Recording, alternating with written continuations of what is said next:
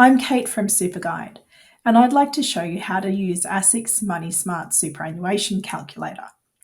The title of this calculator says that it will help you to find out your super balance at retirement, but it actually does much more than that.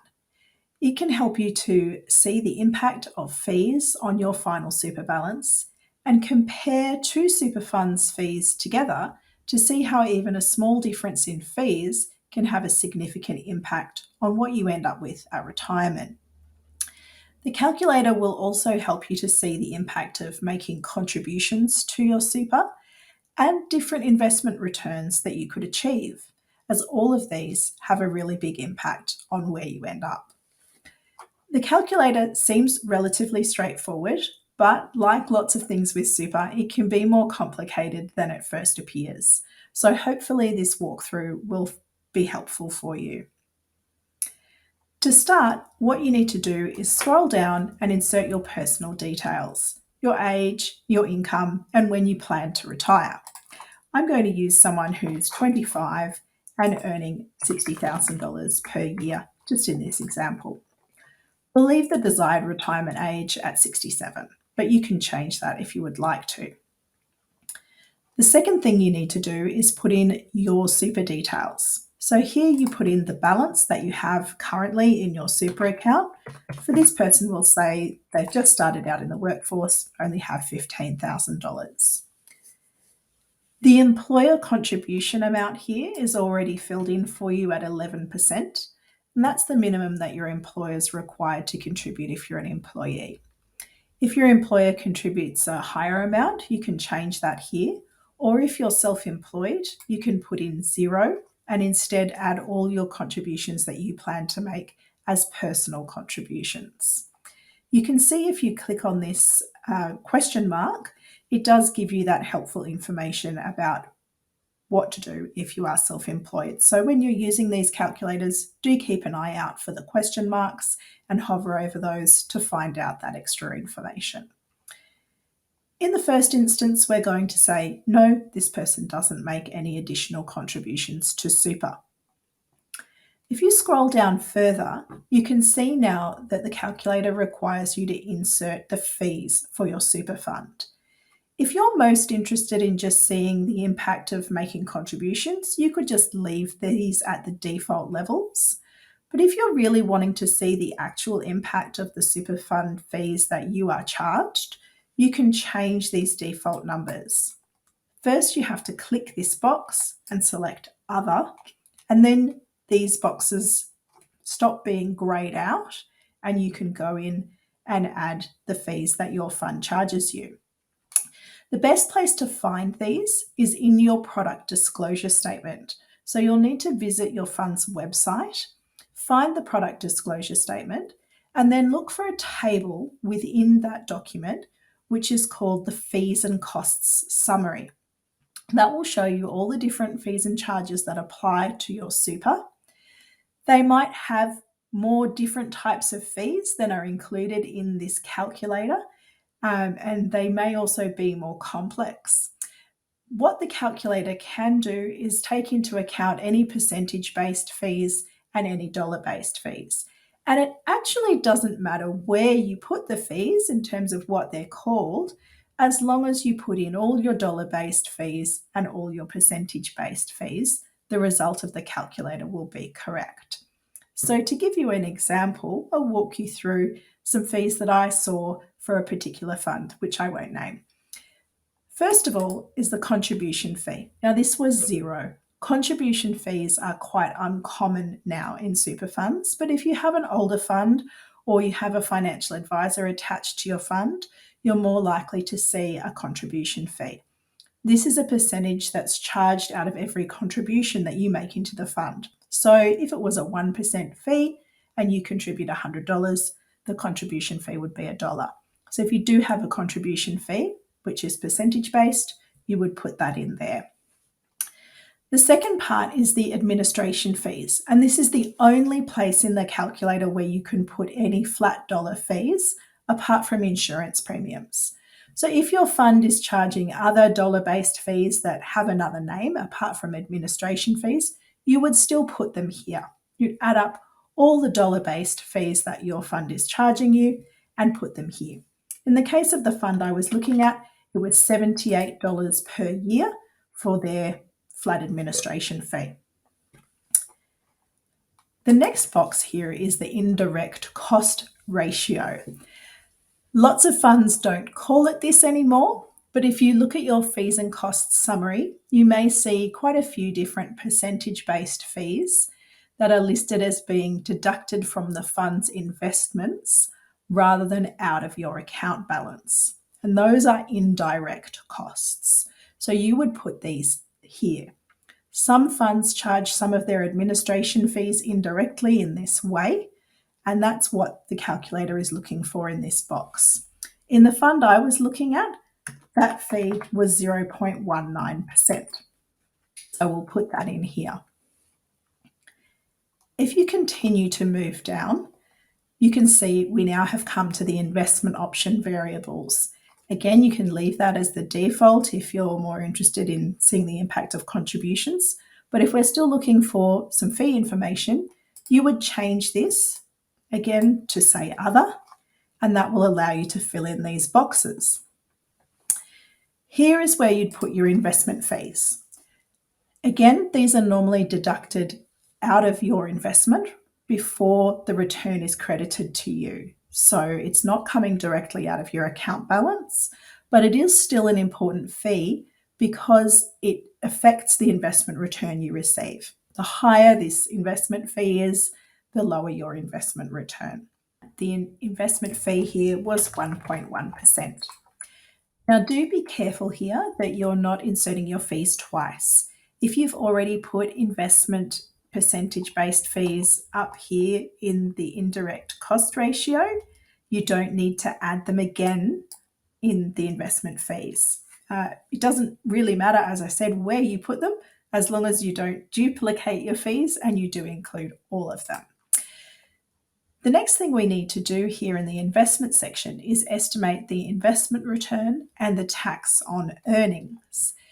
The investment return here, if we hover over this question mark again, is before tax and fees. So this is different from the return that your super fund discloses to you. When your fund tells you that they earned 8% per annum over the last 10 years, that's the return they've credited to your account after fees and taxes have come out. So the real investment return before fees and taxes might have been more like 9%.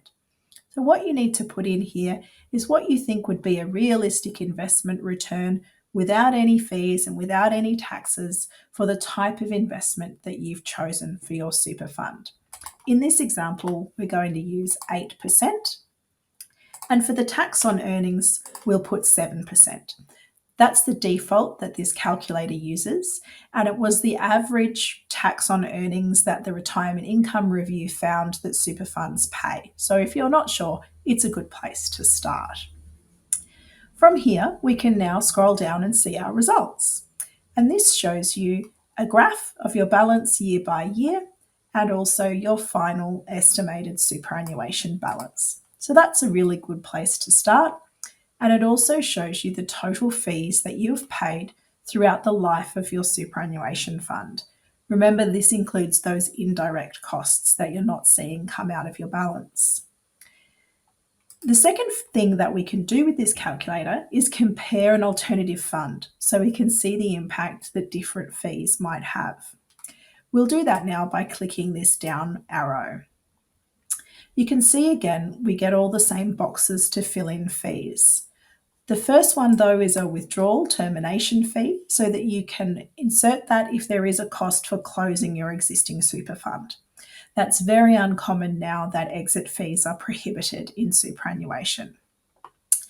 Again, you need to change the fee level from the default to the real fees of the fund you'd like to compare.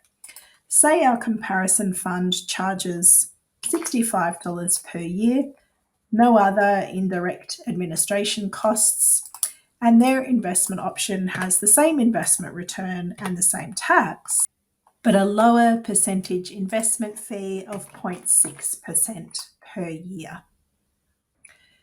Now you need to scroll back up again to see the comparison of the two funds. So we can see fund number one with the higher fees has this estimated balance of $445,000 at retirement. The comparison fund with the lower fees has an estimate of $521,000 at retirement. And you can see the difference there in the dollar figures of fees as well. So one here and one here. That does show you that even a small difference in fees can have a really big impact on your final balance. And the balance that it's showing you here is in today's dollars. The actual dollar value of your balance at retirement, if you're only 25 now, would be significantly higher than this. But because of the impact of inflation, this is what it's estimated to buy you if you had it today, so that it can give you a realistic idea of what your purchasing power will actually be in retirement. You can change that assumption about how much inflation is if you wish. So let me show you that now. If we scroll down to the bottom of the calculator, there's this advanced section. And you can use this to change the rate of inflation that's assumed, and also to put in advisor service fees and insurance premiums if you're interested in the impact of those. Inflation is set by default at 2.5%. That's the estimate of the increasing costs of goods and services rising at 2.5% per year. The calculator also has this additional rise in living standards. And that's built in because as time goes by, people tend to expect a better standard of living than they had in the past. So apart from just the rising cost of things, they'd like to be able to spend more money every year on a fancier holiday or a better phone. And that's this additional 1.5% per annum increase. You can change those if you'd rather have different assumptions.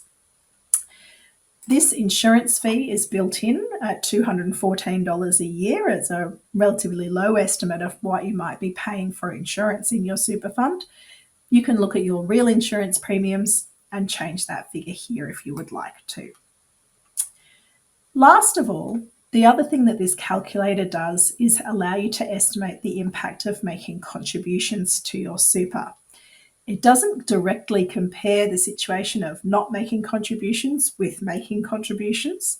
So what I would generally suggest you do is run the calculator first without making any contributions, see the result, as we can see here.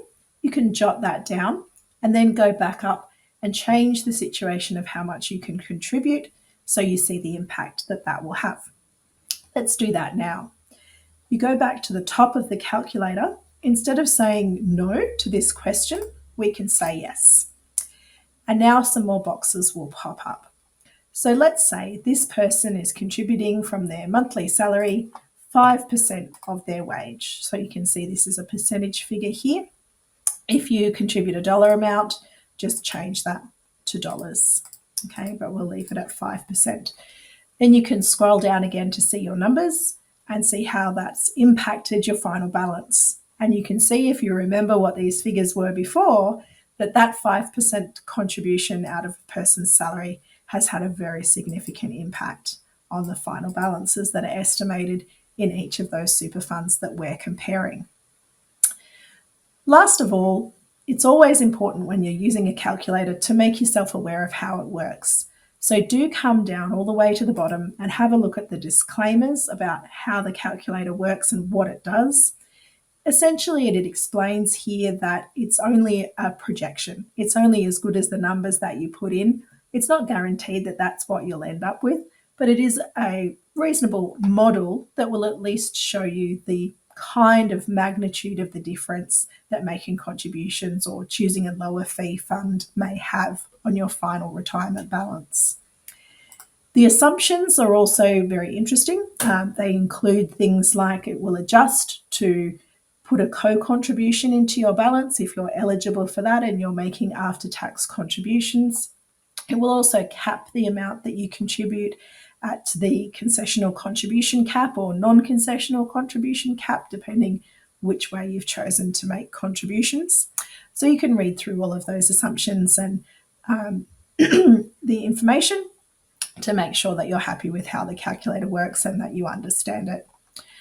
I hope this walkthrough has been helpful for you and you can go and make use of ASIC's superannuation calculator.